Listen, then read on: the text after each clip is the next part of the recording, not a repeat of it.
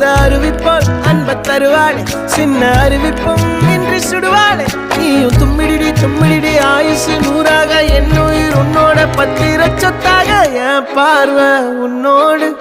உன் பொம்மை கண்ணோடு பேசாமல் விண்ணோடு நாம் மிதந்து போவோம் காதாரா